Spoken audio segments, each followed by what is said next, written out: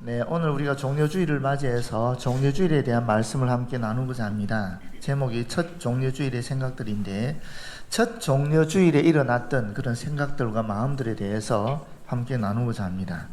예수님이 3년간 공생의 사역을 하시면서 당신이 메시아인 것을 잘 드러내지 않았거든요. 그 두 가지 이유가 있는데, 첫 번째는 뭐냐면 당신이 생애 초기부터, 공생의 사역 초기부터 메시아인 것을 드러내게 되면은 이 복음을 전하는 데 있어서 방해를 받으리라고 여겼습니다. 그래서 숨기셨고요. 또 두 번째 중요한 이유가 있는데, 그것은 이제 예수님이 돌아가시고 부활하셔서 승천하시게 되면은 이 땅에서 제자들이 남아서 교회를 설립해야 되고 또 교회를 이끌어가야 되는데, 그러기 위해서는 제자들에게 훈련이 필요하잖아요. 준비가 필요하잖아요. 제자들을 가르쳐야 된단 말이죠. 그 시간을 확보하기 위해서 예수님이 당신이 메시아인 것을 숨기셨다라고 말씀을 해요. 그런데 이제 때가 찬 겁니다. 때가 찼기 때문에 예수님께서 이제 예루살렘에 입성하시면서 당신이 메시아인 것을 온 세상에 선포하게 되는데, 그 사건이 오늘 일어난 일들입니다.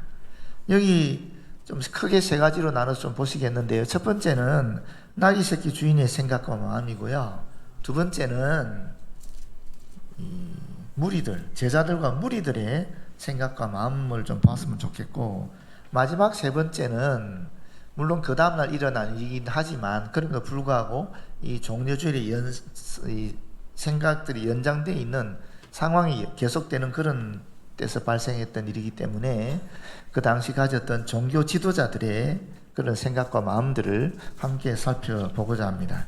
먼저 첫 번째, 나귀 새끼 주인의 생각과 마음인데, 여기 보시게 되면 예수님께서 제자들과 함께 이 감람산 벳바게라는 동네에 이르렀어요. 여기가 사실 예루살렘 경계 지역이라고 볼 수 있는데 한 2-3km 정도 떨어진 지역입니다. 예루살렘으로부터. 그리고는 두 제자를 파송하는 겁니다. 어디로 보내냐면 그 맞은편 마을에 가게 되면 나귀와 나귀 새끼들이 묶여 있을 건데 그걸 풀어서 가지고 오라는 겁니다. 아니, 그러면 그 주인이 있으면 어떡합니까? 그러니까 주인이 뭐라 그러면은 주가 쓰시겠다, 내가 쓰시겠다 해라, 그러면 될 거다, 이렇게 해서 간 거예요. 가서 진짜 가보니까 거기 나귀와 나귀 새끼가 매여 있는데 그걸 풀어서 데려오려고 하니까 그걸 보고 주인이 가만히 있겠습니까? 우리 마태복음 나오지 않지만은 이 마가복음 11장 5절에 보게 되면 실제로 나귀 주인이 이의를 제기합니다.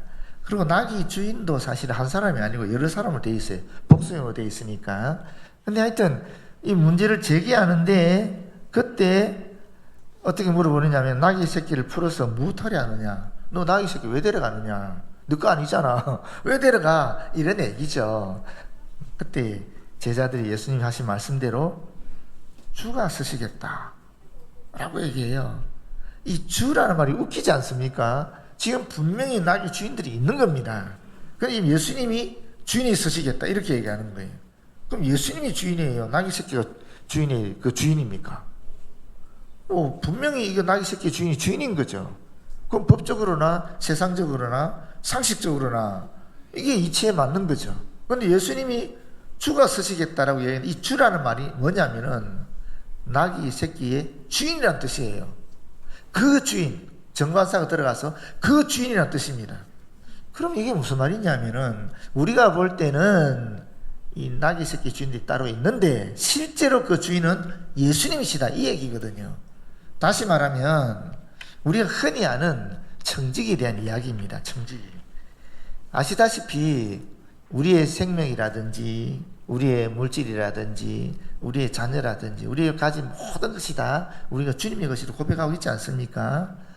실제로 그렇게 실천하고 안 하고는 다른 문제지만 우리가 입으로 고백하고 있잖아요. 그와 똑같은 얘기예요. 실제로 이 모든 만물의 주인은 누구냐? 하나님이시다, 예수님이시다, 성령님이시다, 이 얘기를 하는 겁니다. 그런데 그 주인들이 순종하죠. 순종해서 가져가라 그러잖아요. 그래서 이제 이 나귀 새끼를 가져오는 겁니다. 그런데 이 말씀은 4절에 보게 되면 선지자를 통해서 하신 말씀을 이루려 하기 위함이다 라고 되어 있어요. 선지자들이 누구냐? 바로 그 5절에 나오는 그 9절인데, 이 5절의 말씀은 사실은 이사야 62장 11절과 스가랴 9장 9절 말씀을 합친 말씀이에요. 그렇기 때문에 이 선지자들이 앞에서 이사야 선지자와 스가랴 선지자를 통해서 하신 말씀을 이루기 위해서 이 나귀 새끼를 예수님이 타시게 된다, 이런 말인데, 5절 보시면 그 구체적인 내용이 나오지요. 시온의 딸들에게 이르기를, 이 시온 딸이라는 것은 예루살렘에 살고 있는 모든 사람들을 문학적으로 표현해서 시온 딸이라고 얘기한 겁니다. 시온이, 이 시온 산성이라 그래서 옛날에 다윗이 그 예루살렘 지역을 가나안 거주민이 있었던 곳인데 거기를 점령하고 시온산이라고 그랬거든요. 그래서 시온이라는 개념이 예루살렘이라는 의미와 같은 의미거든요. 그래서 시온 딸이라는 말은 예루살렘에 거주하는 모든 사람들이라는 뜻입니다. 이르기를 내 왕이 내게 임하나니 그는 겸손하여, 겸손하다는 말은 온유하다는 말과 의미가 같습니다. 그래서 온유하고 겸손한, 이런 말입니다. 낙이 곧 멍에 매는 짐승의 새끼를 탔도다.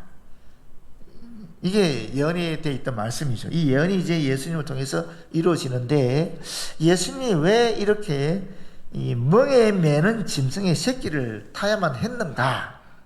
하나님께서 예수님을 하여금 이 멍에 매는 이 짐승의 새끼를 타게 했던 이유가 어디 있는가 하면, 여기도 사실 어떤 영적인 깊은 의미가 있습니다. 무슨 말이냐면, 우리가 다 사실 죄의 종으로 매여 있는 거잖아요. 사탄에 매여 있는 존재잖아요.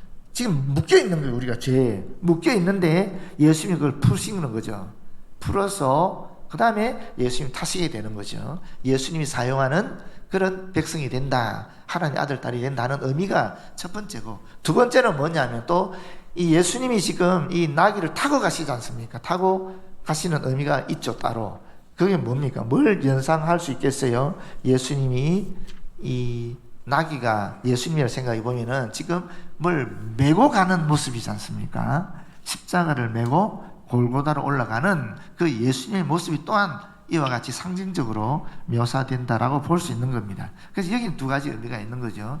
우리를 죄에서 풀어주신다는 의미도 있고, 동시에 예수님께서 이 우리를 죄에서 풀어주기 위해서 십자가를 짊어지고 고난의 길을 걸어가신다는 그런 의미가 둘 다 이 문장 속에, 이 예언의 말씀 속에 포함되어 있다라고 볼 수 있겠습니다. 그래서 여기 보시게 되면 이제 예수님이 나귀를 타고 가시는 모습이 나오는 겁니다. 그러면서 몇 가지를 생각해 보겠는데, 첫 번째는 뭐냐면 이 나귀 주인의 생각과 마음은 어땠을까 하는 겁니다. 여러분, 스가랴가 어떤 사람이냐면 스가랴는 예수님이 태어나기 500년 전 인물입니다. 학계 스가랴 기억하시죠? 그죠? 스룹바벨 성전을 재건할 때에 제2성전이죠. 예루살렘에 제2성전을 만들 때 그때 함께 참여하면서 재건했던 선지자가 바로 이 학계거든요. 아니, 스가랴거든요. 학계와 스가랴거든요. 그러니까 예수님보다 500년 시대 전 사람이라고 볼 수 있어요. 그러면 이 예언이 500년 동안 쭉 지속됐다라는 것인데, 이스라엘 백성들은 이 예언의 말씀을 기억하고 있었다라는 겁니다. 누구나가 다. 더군다나 이 상황 속에는 더 그렇죠. 지금 로마 제국으로부터 심각한 학대 속에 있었기 때문에 더 깊이, 더 간절하게 이 메시아를 기다린 겁니다. 근데 이 메시아는 나귀 타고 온다 그랬거든요. 그렇기 때문에 이 나귀 주인에게 예수님께서 주가 쓰시겠다 하니까 이 메시아의 예언이 떠올란 겁니다. 그래서 우리가 여기서 알 수 있는 것은, 아마 이 나귀 새끼 주인은 예수님이 메시아인 것을 알지 않았을까. 예수님 말씀을 들었던 인물이고 예수님께 깊이 감복한 인물이 아니었을까라고 우리가 추정할 수 있는 거죠. 중요한 건 뭐냐면 이 나귀 새끼 주인의 마음 속에, 그 생각 속에 메시아에 대한 기대가 있었고, 그리고 동시에 그 메시아가 예수님이다는 그런 생각이 있었다라는 겁니다. 그렇기 때문에 그런 감격할 수밖에 없는 거죠. 내가 가진 이 나귀를 주님이 메시아로서 쓰시겠다. 너무 감격스러운 거죠. 두 가지 감격이 있었겠죠. 앞서 말한 자기 재산을, 자기의 것을 예수님이 쓰시겠다는 감격도 있었겠지만, 드디어 메시아가 이 땅에 오셨구나 하는 그런 감격도 있었을 거예요. 그렇지 않았겠습니까? 얼마나 오랫동안 기다려왔던 메시아인데 얼마나 감격스럽겠어요. 얼마나 기쁘고 즐겁고 신났겠습니까? 그런 마음을 우리가 여기서 느낄 수 있는 겁니다. 그 두 번째 우리가 생각해 볼 것은 주가 쓰시겠다는 겁니다. 주가 쓰시겠다. 여러분에게 주님이 오셔서 내가 너 쓰려고 해. 그랬을 때 예! 하고 선뜻 대답할 수 있겠냐는 거예요. 내가 네 시간 쓰겠다. 내가 네 몸을 쓰겠다. 내가 네 마음을 쓰겠다. 내가 네 물질을 쓰겠다. 내가 너의 자녀들을 쓰겠다. 그랬을 때에 내가 선뜻 내어놓을 수 있겠느냐 하는 겁니다. 그런데 이 주인들은 그랬다라는 겁니다. 나귀의 주인들은 그랬다라는 거죠. 그냥 입으로, 말로, 마음으로, 생각으로 주님이 나의 주님이십니다. 하나님께서 나의 주인이시고 나에게는 모든 것은 다 주님의 것입니다 라고 하는 것이 아니라 진짜 실제로 주님이 내가 쓰겠다 그랬을 때에 정말 내가 내어놓을 수 있을까 하는 것을 우리가 다시 한번 생각해 봐야 될 줄로 믿습니다. 세 번째는 왜 하필 낙인가 하는 거예요. 당나귀. 여러분 당나귀라는 생각을 가지면 어떤 이미지가 있습니까? 당나귀가 사실은 굉장히 몸이 작지만 엄청난 힘이 센 동물이래요, 얘가. 그래서 며칠 안 먹여도 100kg 되는 짐을 지고 며칠 동안 갈 수 있대요. 말보다 훨씬 힘이 센, 어떻게 보면은 그런 면에서는 그런 동물이 바로 이 낙이라는 거예요. 그리고 두 번째 이 낙이는 성질이 진짜 더럽답니다. 우리는 되게 온순하고 겸손하고 이렇게 생각하지 않습니까? 그거는 길들여진 낙이고요. 이 낙이 원래 성격이 엄청 고집세고 하여튼 쓰기가 그렇게 어려운 그런 존재래요. 그래서 이 낙이를 쓰기 위해서는 훈련을 잘 시켜야 된답니다. 정말 길들여야 된답니다. 길들이지 않으면 엄청 성질이 더러운 동물이 이 낙이랍니다. 그리고 세 번째 이 낙이가 되게 똑똑하대요. 그래서 이 사람이 와서 타려고 하면 그 타려는 순간에 싹 피해버린대요. 눈치채고. 눈치도 빠르고 똑똑한 게 이 낙이랍니다.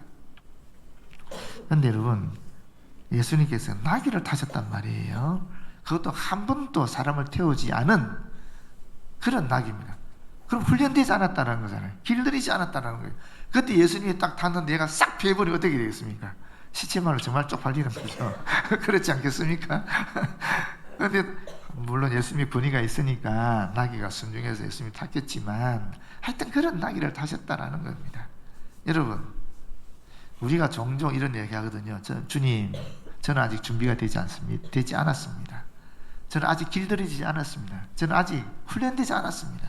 주님 저를 아직 쓰시면 안 됩니다. 제가 좀 더 훈련되어야, 좀 더 준비되어야 제가 주님 위해서 사용될 수 있습니다. 아직은 아닌 것 같습니다 라고 얘기하지 않습니까?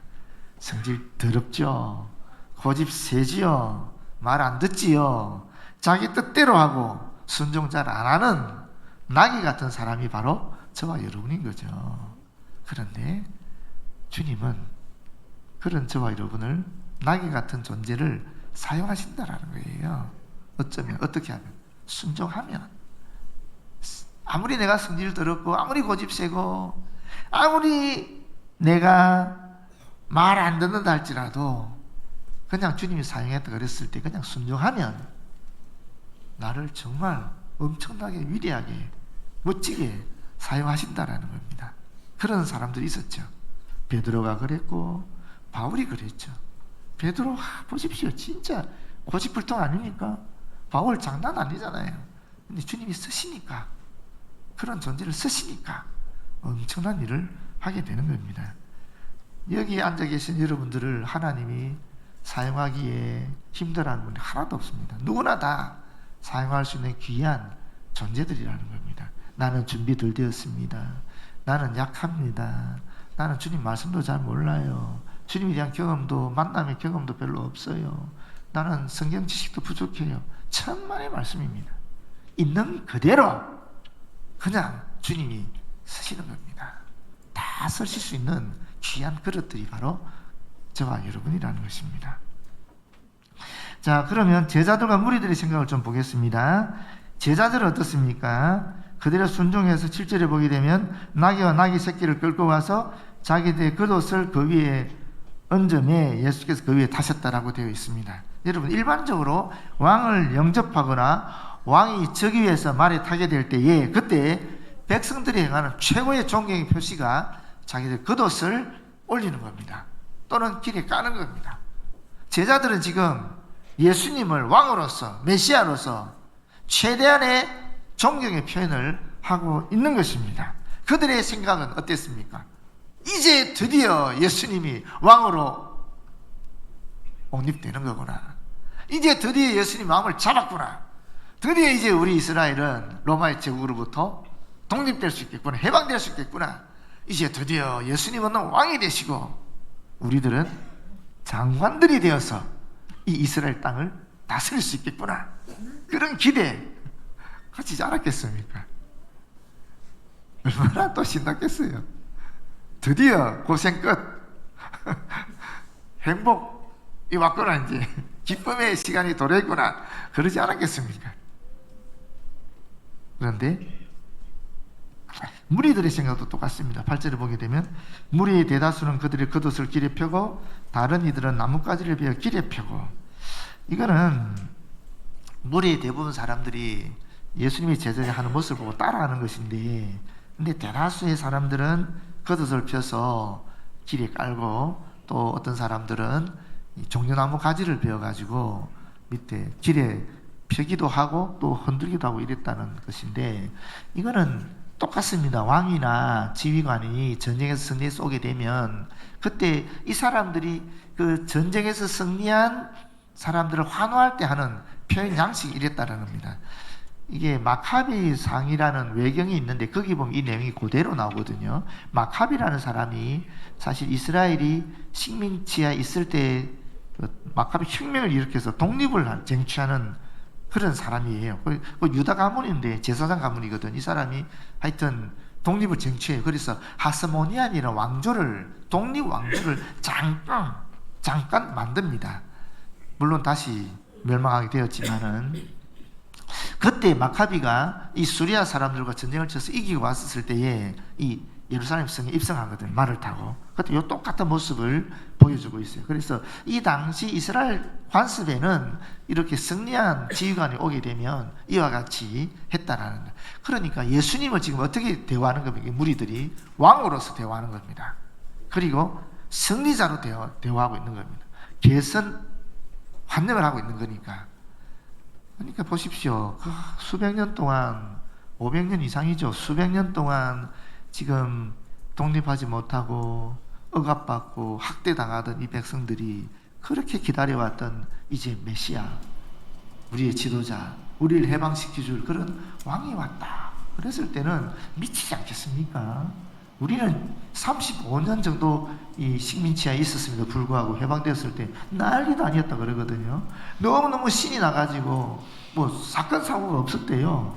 너무 행복하니까 사고도 안 일어나는 거예요.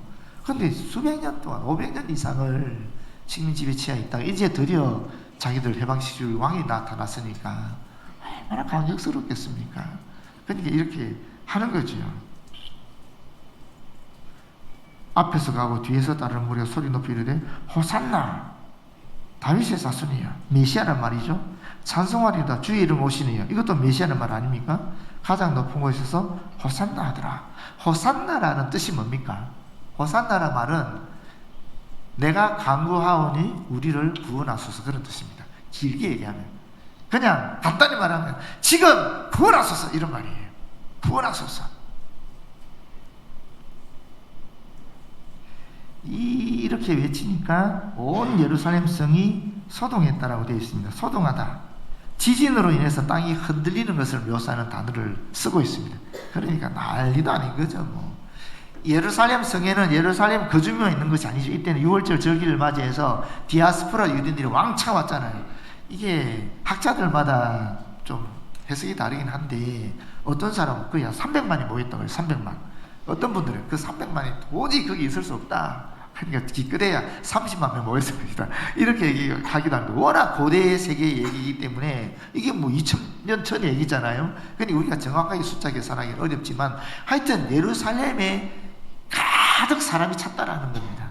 그런데 지금 호산나 호산나 우리의 메시아가 왔다 이런 찬양이 들리니까 잘 알지 못하는 사람들은 디아스포라 유대인 입장에서는 도대체 이게 무슨 소리냐 라고 물어볼 것 아니겠습니까? 그러니까 막 난리가 난 건데 그때 뭐라고 얘기합니까? 11절에 무리가 가르치는 거죠. 갈릴리 나사렛에서 나온 선지자 예수다.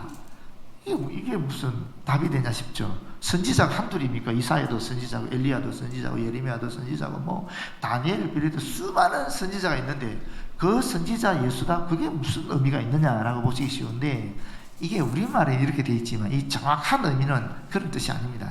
이 선지자라는 말은 그 앞에 정관사가 붙어 있거든요. 그래서 우리말에 정관사가 별로 없잖아요. 이 정관사가 붙어 있는 이 말은 뭐냐면 신명기 18장 15절에 모세가 예언한 그 선지자를 얘기하는 거예요.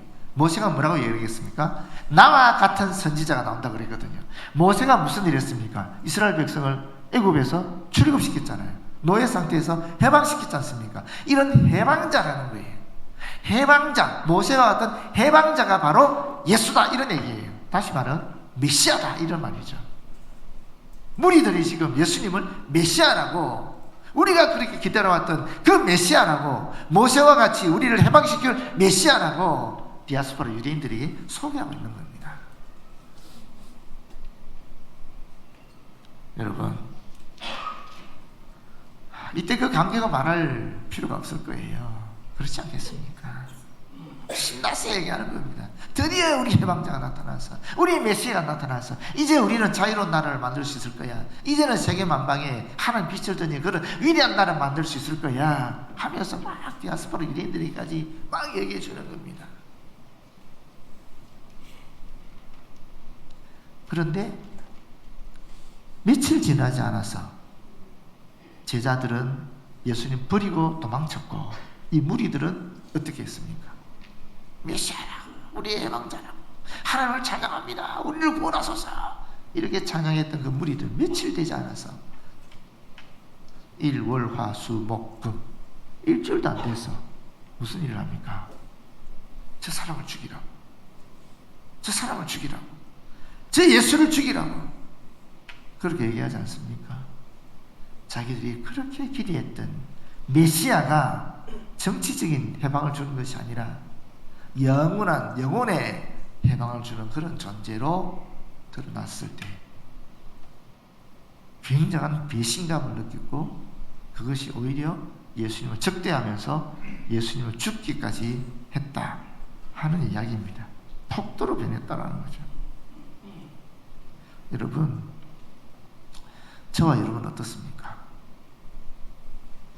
제자들과 무리들처럼 예수님을 정치적인 메시아, 경제적인 메시아, 세상살이에서 내가 영광을 받게 하는 그런 메시아로 기대하고 있지 않습니까?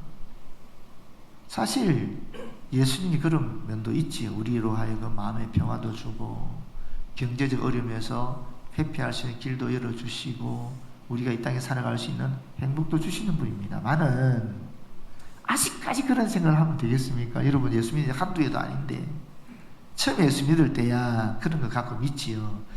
예수님이 나를 위해서 무엇을 할까? 예수님이 나에게 주신 이 평안, 예수님이 나에게 주신 이 행복, 예수님이 나에게 주신 이 물질의 풍요로움 때문에 예수 믿지만은 이제 우리가 예수를 믿고 영원한 생명을 가지게 되면서 우리에게는 다른 생각이 들지 않습니까? 이제 내가 예수를 위해서 뭘 해야 될까? 내가 주님을 위해서 무엇을 하고 살아갈까? 그전에는 주님이 내 뜻을 위하여 내 기대를 위하여 충족시켜 주는 분이었다면 이제는 그 반대로 내가 주를 위해서 주님의 뜻을 위해서 무엇을 할까 하는 그런 신앙의 진보가 일어나야 되지 않겠습니까? 여전히 우리가 주님이 나를 말씀을 해주세요 이렇게 얘기한다면은 이 무리들과 뭐가 다르겠습니까? 나의 기대가 달라졌을 때 나도 제자들처럼 예수님 버릴 거고 내 마음의 소원이 이루어지지 않고 엉뚱한 생각지 않았던 그런 고통과 위기의 상황에 도래하면 도대체 주님이 어디 계시냐고 그러면서 오히려 주님을 비난하고 비판하게 되지 않겠습니까? 그렇지 않습니까? 이제는 우리가 이 정도 되면은 이제는 내가 주를 위해서 뭘 할까 하는 생각을 가져야 되지 않겠습니까? 그런 이야기를 오늘 이 말씀을 통해 하나님 우리에게 이 시간에 들려주시는 겁니다. 우리가 우선순위를 놓쳐서는 안 된다라는 거죠. 우리의 영혼이 먼저 구원을 받고 그 다음에는 이 세상살이를 살아가면서 이 세상에서 필요한 모든 것들이 다 합력하여 선을 이루어 나가는 그 가운데에 주님께 영광 돌리는 이런 삶을 우리가 살아야 되지 않겠느냐 하는 그런 이야기입니다.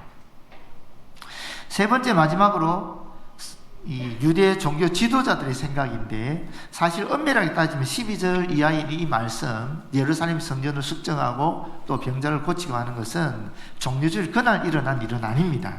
사실 그날은 예수님께서 예루살렘 성전을 입성한 다음에 예루살렘 성전에 들어가서 한 바퀴 휙 돌아보고 그냥 물러나십니다. 그래서 베다니에서 하룻밤을 주무시고 그 다음날 올라와서 성전 숙정 사건도 일으키시고 병자들 고치는 이 사건을 행하십니다. 그런데 이 사건은 종료주일 사건과 연결되어 있다는 것을 우리는 알 수 있는데 그 말씀이 어디 있느냐면은 이 대제사장들이 15절에 보게 되면 서기관들이 예수께서 하시는 이상한 일들, 다시 말하면 성전 숙정과 병 고치는 이 사건을 얘기합니다. 일과 또 성전에서 소리질러 호산나 다윗의 자손이 하는 어린이들을 보고 노하여 예수께 말하되 하는 말씀이 있잖아요.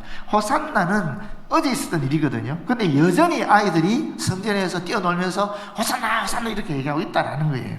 그러니까 이 예루살렘 성전에 입성하는 이 호산나 사건이 계속해서 그 다음 날에도 이어지고 있다 하는 것을 우리는 알게 되고 그때 가졌던 이 종교 지도자들의 생각과 마음을 여기서 발견하게 된다라는 겁니다. 근데 여기 보십시오. 뭐라고 얘기합니까? 보고 노하여 단순히 분해서 화를 내는 정도가 아니라 견딜 수 없이 괴로워하는 상태를 나타내거든요. 엄청 화가 났다는 겁니다. 왜 화가 났겠어요? 두 가지 이유가 있습니다. 이 사람들이 성전 매매하는 일을 통해서 엄청난 이득을 취했거든요. 어떤 이득을 취했냐면 예를 들어서 이런 겁니다. 비둘기 한 마리, 가난한 사람들이 제물을 바치는 게 비둘기예요. 비둘기 한 마리가 그 당시 시중 다른 예루살렘 성전 밖에서 파는 게 만약에 10원이라면은 여기서는 무려 800원에 파는 거예요. 그러니까 80배의 폭리를 취한 거예요. 가난한 사람들을 위한 제물인 비둘기조차 80배의 폭리를 취했다. 말 다 했잖아요. 그럼 내가 집에서 비둘기를 제물로 드리기 위해서 정말 정성껏 갖고 와서 가져와요. 그러면 제사장이 검사하면서 뭐 하나 묻었다고 안 된다고 얘기하는 거예요. 그러면 제물을 드릴 수가 없는 거예요. 그러니까 울며 겨자 먹기로 결국 성전 안에서 이 제물을 살 수밖에 없는 겁니다. 비둘기뿐 아니라 양과 염소, 소들 다 있는 상태예요. 제사장이 허락하지 않으면 안 되니까 어쩔 수 없이 사람들이 이 성전에서 파는 매매하는 사람을 통해서 이 재물을 사야 되는 거예요. 그러니까 이 폭리가 장난이 아닌 거예요. 가난한 사람들한테 80배의 폭리를 취한다고 말 다 했지 않습니까? 그런데 이것을 예수님이 청결시켜버린 거예요. 다 없애버린 거예요. 그러니까 이 경제적인 이득을 사라지게 하니까 물질적인 욕심에 예수님을 적대하는 거죠. 두 번째는 이 권력에 대한 욕심이에요. 예루살렘에 있는 모든 백성들이 다 뭐라고 얘기합니까? 예수님을 메시아로 칭송하고 있지 않습니까? 그러면 권력이 누구에게 가는 겁니까? 이제 예수님께 가는 거죠. 지금까지 자기들이 다 누렸는데 이게 뺏기게 된 겁니다. 이런 권력에 대한 욕심과 물질에 대한 욕심 때문에 이 종교 지도자들의 마음속에는, 이 생각 속에는 저 사람은 절대 메시아가 되어서는 안 돼. 될 수도 없어. 그런 시선 모독자인데 어떻게 그가 메시아할 수 있어? 그건 일어나서도 안 되고 있어서도 안 되는 일이야 라고 하면서 자신의 생각, 자신의 마음, 자신의 귀, 자신의 눈, 자신의 마음을 완전히 닫아버렸다는 겁니다. 수많은 예수께서 메시아인 증거들이 차고 넘쳤지만은 그런 욕심들 때문에 자신의 생각과 마음을 닫아버려서 인정하지 않았다는 겁니다.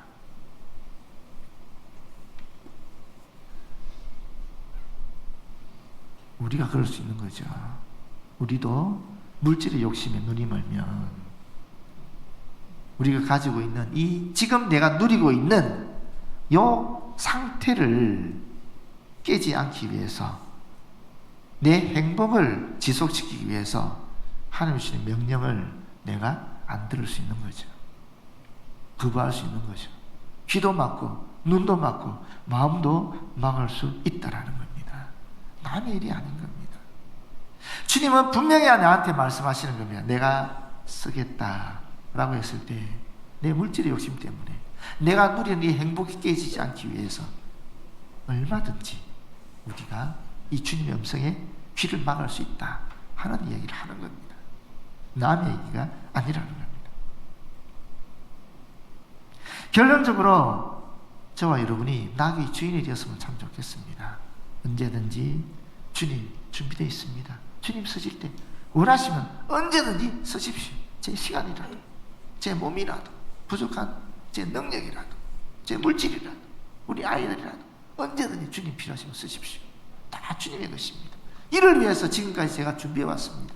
그런 저와 여러분 되었으면 좋겠어요. 그리고 여러분 우리가 새끼 나귀가 되었으면 좋겠어요. 새끼 나귀가 주님을 한 번도 등에 올린 적이 없었는데 올리고 갔을 때 얼마나 힘들었겠습니까? 근데 여러분 어차피 나귀는 짐을 끄는 존재입니다. 아무 짐이나 끌었으면 아무도 쳐다보지 않는 그런 나귀가 되었겠지만 비록 힘들었지만 주님을 등에 지고 갔었을 때 그 나귀는 호산나 찬양, 영광의 찬양을 주님 때문에 받게 되지 않았습니까? 나귀가 가는데 구돛들이 막 깔리고 종려나무 가지들이 막 깔리고 막 종려나무 가지를 흔들고 막 칭송하는 소리가 들리지 않았습니까? 본인은 약하고 고집세고 불순종하는 존재이지만 주님을 등에 업고 갈 때는 이런 엄청난 영광을 누리게 된다는 겁니다. 그런 저와 여러분 되었으면 참 좋겠습니다. 기도하겠습니다. 주님 감사합니다. 부족하고 연약하고 고집세고 성질 더러운 우리들이지만 주님 쓰시겠다 할 때에 순종할 수 있도록 도와주시고 비록 힘들고 고통스러운 그 길을 주님 짊어지고 걸어간다 할지라도 주님 때문에 영광과 찬송을 받을 수 있는 우리들 되어지도록 인도하여 주시옵소서.